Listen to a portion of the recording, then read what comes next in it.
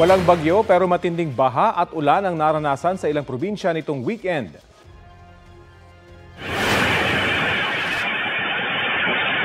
Ganyan po ang naranasan sa ilang bahagi ng San Jose del Monte, Bulacan.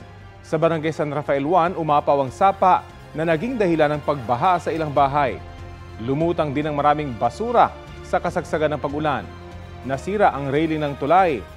Ang ilang bahay nasira dahil sa malalaking troso na inanod ng baha. Ayon sa barangay, plano nilang maglagay ng trompa o alarm system na konektado sa CCTV para sa agarang babala sa komunidad sa oras na tumaas muli ang tubig.